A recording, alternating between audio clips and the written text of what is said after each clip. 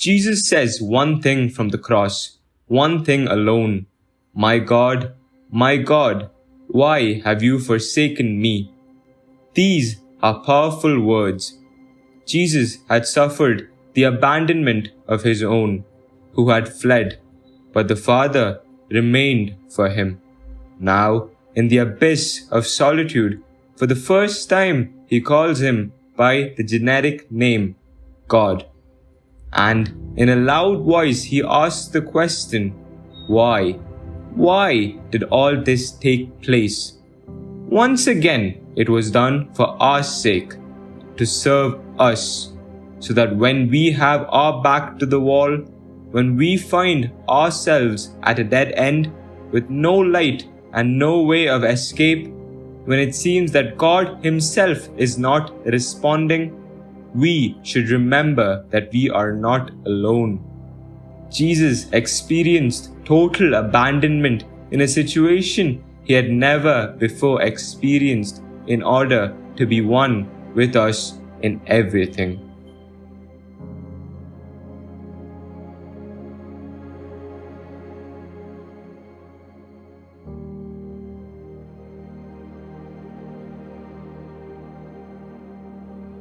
A reading from the Gospel according to Matthew.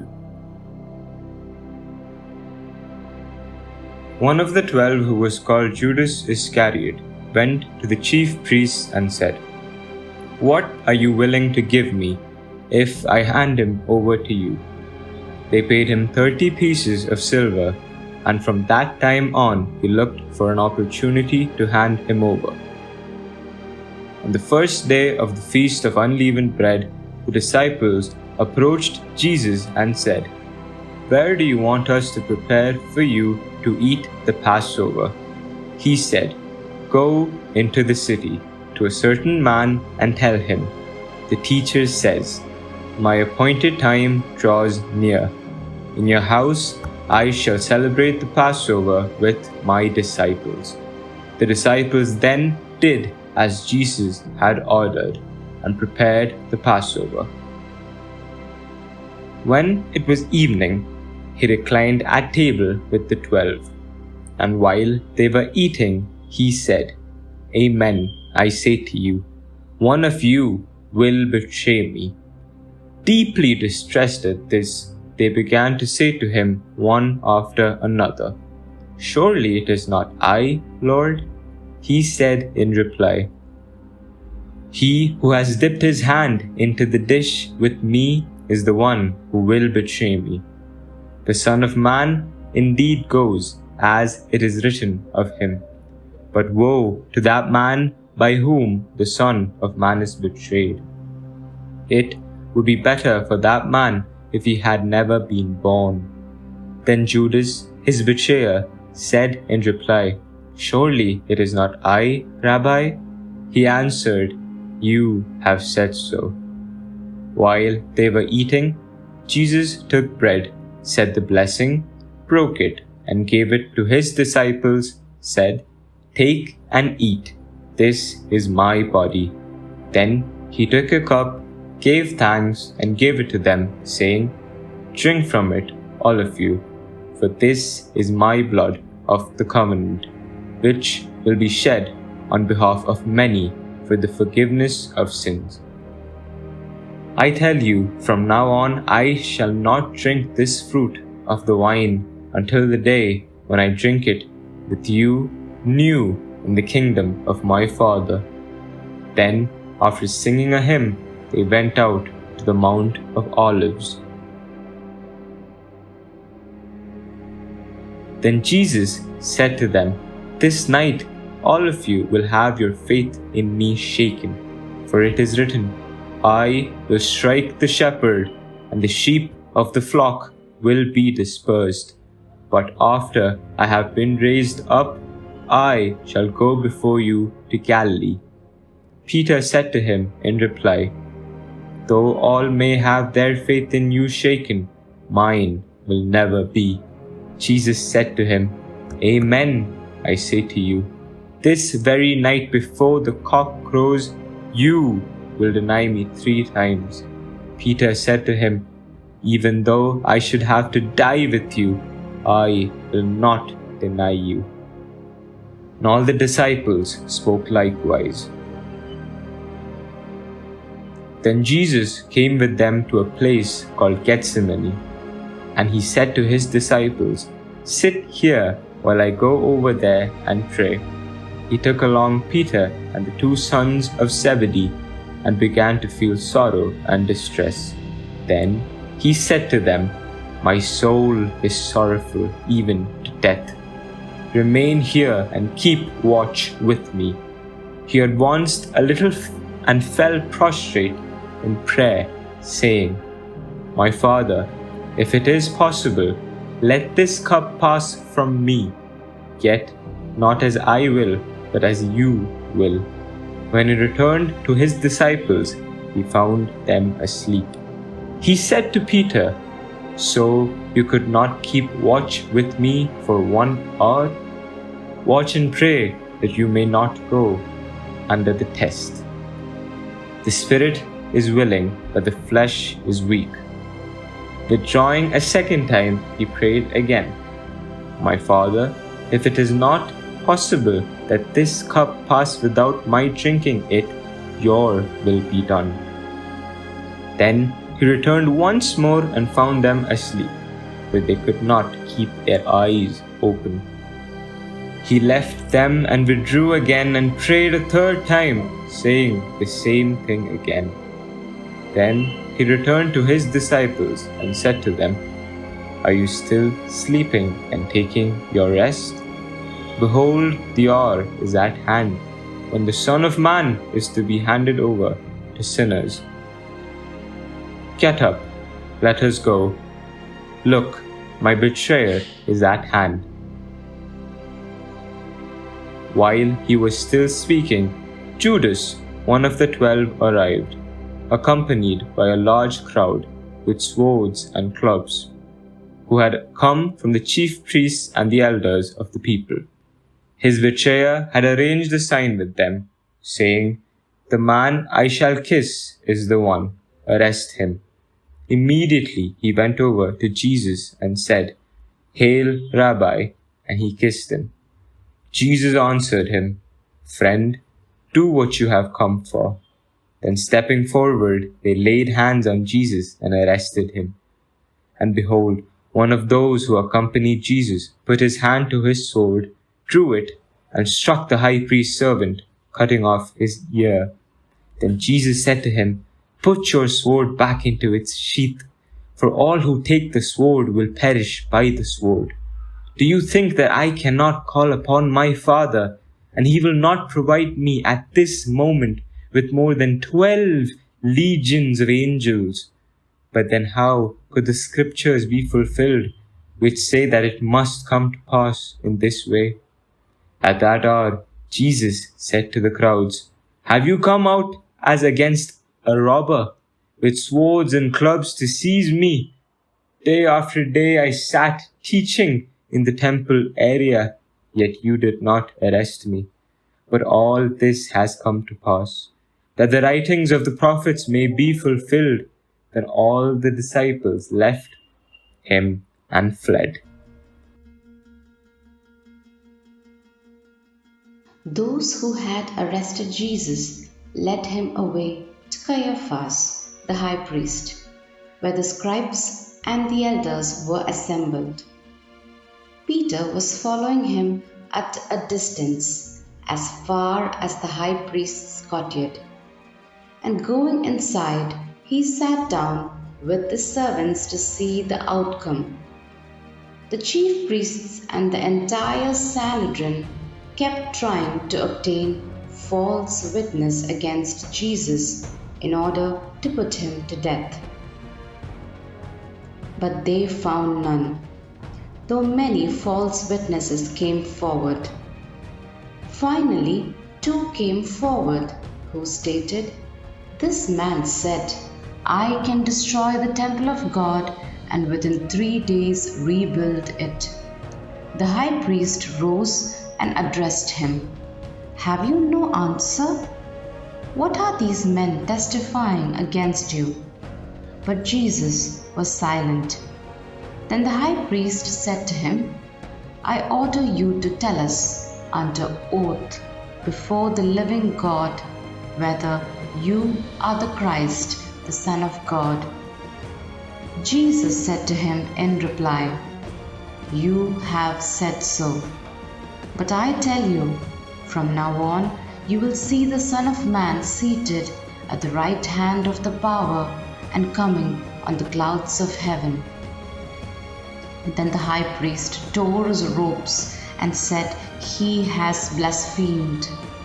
What further need have we of witnesses? You have now heard the blasphemy. What is your opinion? They said in reply, He deserves to die.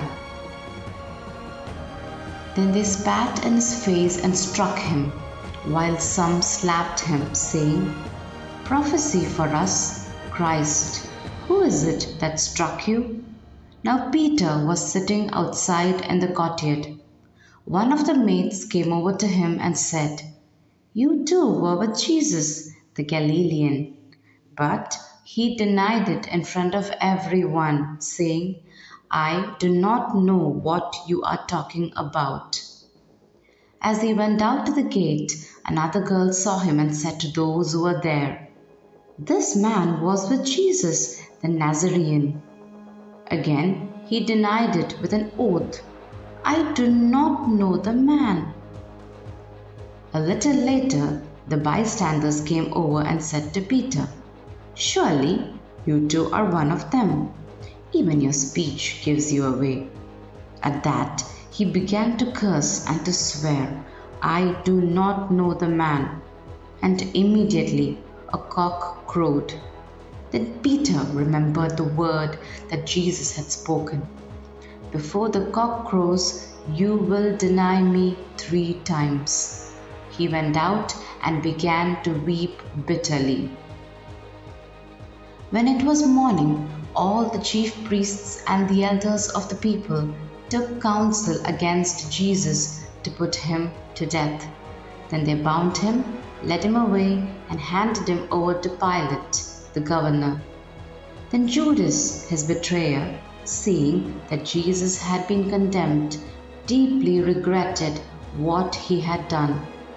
He returned the 30 pieces of silver to the chief priests and elders, saying, I have sinned in betraying innocent blood. They said, What is that to us? Look to it yourself.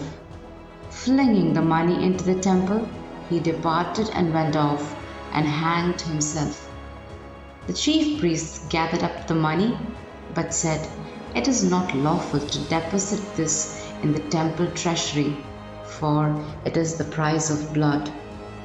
After consultation, they used it to buy the potter's field as a burial place for foreigners. That is why that field even today is called the field of blood. Then was fulfilled what had been said through Jeremiah the prophet, and they took the 30 pieces of silver, the value of a man with a price on his head, a price set by some of the Israelites, and they paid it out for the potter's field, just as the Lord had commanded me. Now Jesus stood before the governor, and he questioned him, Are you the king of the Jews? Jesus said, You say so. And when he was accused by the chief priests and elders, he made no answer.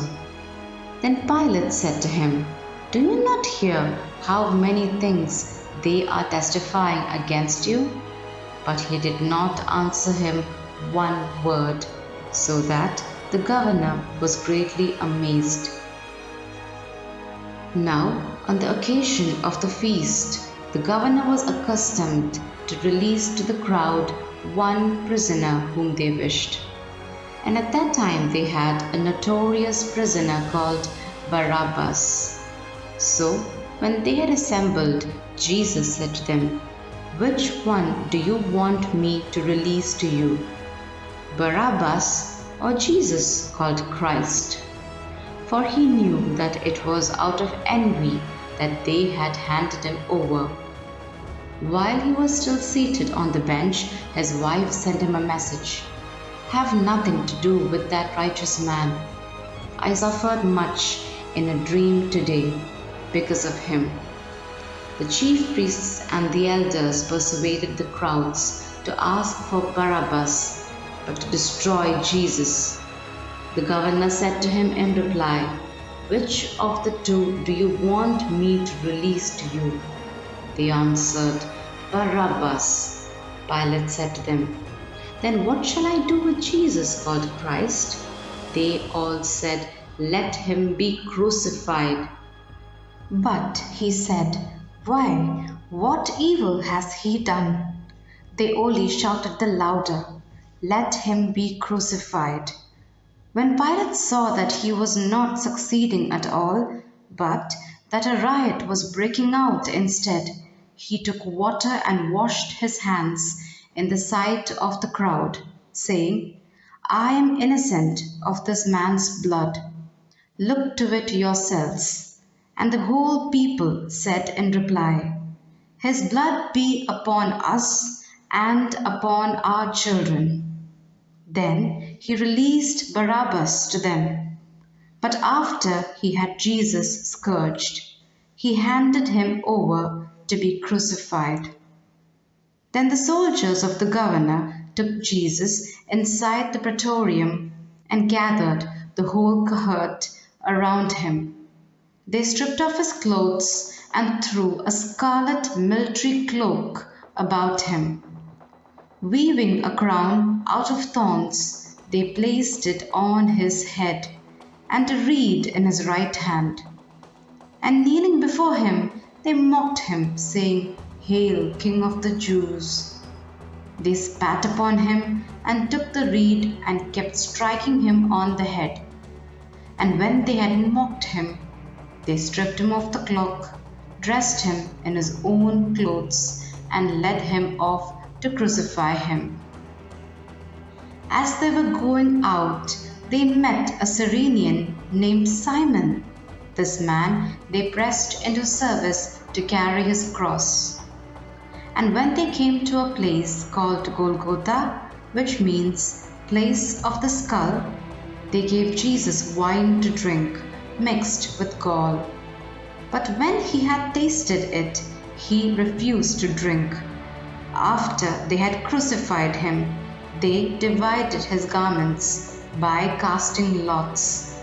Then they sat down and kept watch over him there. And they placed over his head the written charge against him, "This is Jesus, the King of the Jews." Two revolutionaries were crucified with him, one on his right and the other on his left. Those passing by reviled him, shaking their heads and saying, "You who would destroy the temple and rebuild it in 3 days, save yourself if you are the Son of God, and come down from the cross." Likewise, the chief priests with the scribes and elders mocked him and said, "He saved others, he cannot save himself. So he is the King of Israel.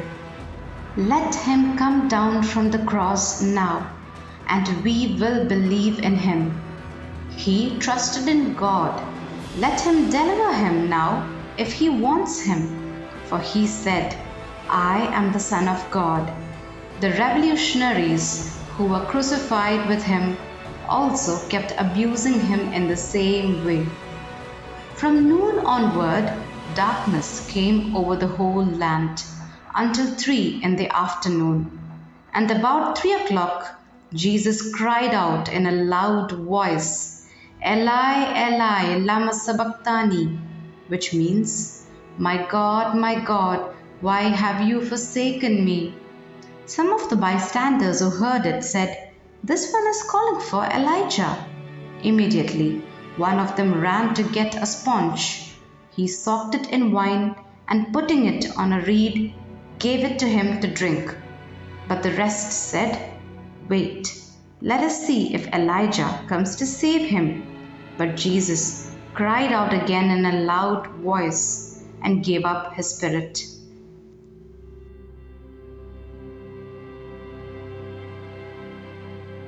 And behold, the veil of the sanctuary was torn in two from top to bottom. The earth quaked, rocks were split, tombs were opened, and the bodies of many saints who had fallen asleep were raised. And coming forth from their tombs after his resurrection, they entered the holy city and appeared to many. The centurion and the men with him who were keeping watch over Jesus feared greatly when they saw the earthquake and all that was happening, and they said, "Truly, this was the Son of God." There were many women there looking on from a distance, who had followed Jesus from Galilee, ministering to him. Among them were Mary Magdalene and Mary, the mother of James and Joseph, and the mother of the sons of Zebedee. When it was evening, there came a rich man from Arimathea, named Joseph, who was himself a disciple of Jesus. He went to Pilate and asked for the body of Jesus. Then Pilate ordered it to be handed over. Taking the body, Joseph wrapped it in clean linen and laid it in his tomb that he had hewn in the rock. Then he rolled a huge stone across the entrance to the tomb and departed. But Mary Magdalene and the other Mary remained sitting there, facing the tomb. The next day, the one following the day of preparation, the chief priests and the Pharisees gathered before Pilate and said, "Sir, we remember that this impostor, while still alive, said, 'After 3 days I will be raised up.' Give orders, then, that the grave be secured until the 3rd day, lest his disciples come and steal him and say to the people, 'He has been raised from the dead.' This last imposture would be worse than the first." Pilate said to them, "The guard is yours. Go, secure it as best you can." So they went and secured the tomb by fixing a seal to the stone and setting the guard. The Gospel of the Lord. Thanks be to God.